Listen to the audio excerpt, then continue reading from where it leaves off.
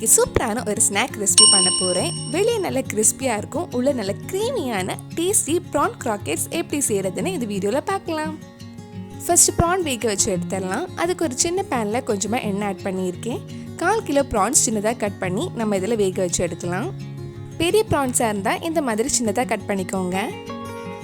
Prawns வேக வைக்கும்போது இதில் தேவையான அளவு உப்பு, 1/4 டீஸ்பூன் மஞ்சள் பொடி, 1/4 டீஸ்பூன் பெப்பர் ஆட் பண்ணிக்கோங்க. ப்ரான்ஸ் வேகிறதுக்கு ரொம்ப டைம் ஆகாது, 3 நிமிஷத்துலேயே நம்ம ஆஃப் பண்ணிடலாம். ப்ரான்ஸ் பேனில் போட்டு கொஞ்சம் நேரத்துலேயே அதுலேருந்து தண்ணி வர ஆரம்பிச்சிடும். ப்ரான்ஸ் ரொம்ப நேரம் வேக வைக்க வேண்டாம், அப்புறம் அது ரப்பர் மாதிரி ஆகிடும். இந்த மாதிரி வெந்ததும் இதை நம்ம மாற்றி வச்சிடலாம். இப்போ அதே பேனில் ஒரு டேபிள் ஸ்பூன் பட்டர் ஆட் பண்ணுறேன். பட்டர் மெல்ட் ஆனதும் இதில் சின்னதாக கட் பண்ண ஒரு டேபிள் ஸ்பூன் பூண்டு, சின்னதாக கட் பண்ண 2 பச்சை மிளகாய் சேர்த்து ஒரு 2 நிமிஷம் வதக்கலாம். இது வதங்கினதும் இதில் சின்னதாக கட் பண்ண ஒரு பெரிய வெங்காயம் சேர்த்து வதக்கலாம். நம்ம சேனலில் இதுக்கு முன்னாடி நிறைய prawn recipe, starter recipe, snack recipes எல்லாம் பண்ணியிருக்கோம். நீங்கள் இன்னும் அந்த வீடியோஸ் எல்லாம் பார்க்கலைன்னா அதோட லிங்க் கீழே டிஸ்கிரிப்ஷனில் இருக்குது, மறக்காமல் அந்த ரெசிபிஸும் போய் பாருங்கள். வெங்காயம் கொஞ்சம் வதங்கினதும் இதில் கொஞ்சமாக உப்பு, 1/4 டீஸ்பூன் பெப்பர், நல்ல கலர் கிடைக்கிறதுக்காக 1/2 teaspoon Kashmiri chilli powder add பண்ணுறேன். பெப்பர் உங்கள் காரத்துக்கு ஏற்ற மாதிரி நீங்கள் ஆட் பண்ணிக்கோங்க. நம்ம ப்ரான்ஸ் வேக வைக்கும் போதும் கொஞ்சம் பெப்பர் ஆட் பண்ணியிருந்தோம். மிளகாய் பொடியோட பச்சை வாசனை போகிற வரைக்கும் கொஞ்சம் நேரம் வதக்கலாம்.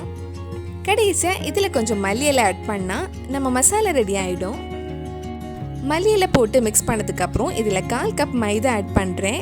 மைதா ஒரு 2 நிமிஷம் வறுக்கலாம், லோ ஃப்ளேமில் வச்சுக்கோங்க. இப்போ நம்ம வேக வச்சுருந்த ப்ரான்ஸ் ஆறி இருக்கும், அது மிக்சியில் லைட்டாக கொஞ்சம் அடிச்சுக்கோங்க, இல்லைன்னா கை வச்சு கொஞ்சம் மசிச்சு விட்டுக்கோங்க. நான் ப்ரான்ஸ் மிக்சியில் அடிக்காமல் லைட்டாக கை வச்சு கொஞ்சம் மசிச்சு விட்டுருந்தேன். மைதா இந்த மாதிரி வறுத்ததுக்கப்புறம் இதில் 1 கப் பால் ஆட் பண்ணலாம். இது கூட நம்ம வேக வச்சுருந்த ப்ரான்ஸும் ஆட் பண்ணலாம். ஆட் பண்ணதுக்கப்புறம் நல்லா கிண்டி விட்டுக்கோங்க. நம்ம மைதா ஆட் பண்ணுறதுனால கொஞ்சம் நேரத்துலேயே அது கெட்டி ஆகிடும். லோ டு மீடியம் ஃப்ளேமில் வச்சுக்கோங்க. இதுக்கு முன்னாடி இதே மாதிரி சிக்கன் க்ராக்கெட்ஸ் பண்ணியிருந்தேன், அந்த வீடியோ நான் கீழே டிஸ்கிரிப்ஷனில் கொடுத்துருக்கேன். இந்த மாதிரி நல்லா கெட்டியானதும் இதை ஆஃப் பண்ணிவிட்டு கொஞ்சம் நேரம் ஆற வச்சுருங்க. ஆறினதுக்கப்புறம் ஃப்ரிட்ஜில் ஒரு 2-3 மணி நேரம் வச்சிடலாம். ஃப்ரிட்ஜில் ரொம்ப நேரம் வைக்க முடியலன்னா ஃப்ரீசரில் ஒரு 15 நிமிஷம் வச்சு எடுத்துருங்க. அப்போ ஈஸியாக நம்ம ஷேப் பண்ண முடியும். கையில் ஒட்டாமல் இருக்க கொஞ்சமாக எண்ணெய் தடவிக்கோங்க. உங்களுக்கு பிடிச்ச ஷேப்பில் நீங்கள் ரெடி பண்ணலாம். க்ராக்கெட்ஸ் யூஸ்வலாக ஓவல் ஷேப்பில் தான் ரெடி பண்ணுவாங்க. இந்த மாதிரி எல்லாமே ஷேப் பண்ணி வச்சிடலாம். இந்த மாதிரி எல்லாமே ஷேப் பண்ணதுக்கப்புறம் மறுபடியும் ஃப்ரீசரில் ஒரு 15 நிமிஷம் செட் ஆகிறதுக்காக வச்சுருங்க.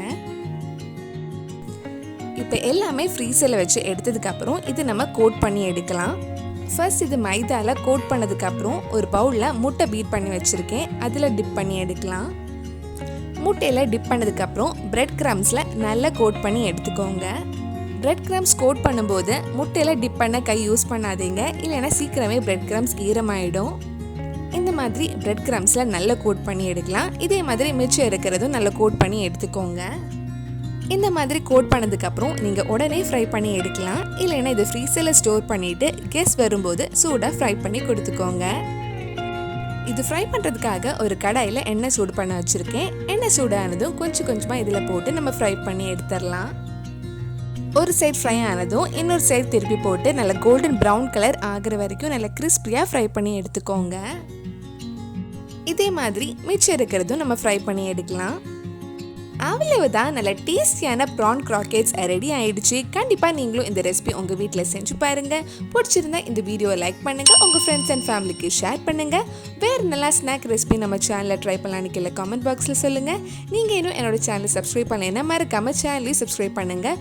கூடவே அந்த பெல் ஐக்கனை ப்ரெஸ் பண்ணால் நான் புது வீடியோ போட்ட உடனே உங்கள் ஃபோனுக்கு நோட்டிஃபிகேஷன் வந்துடும்.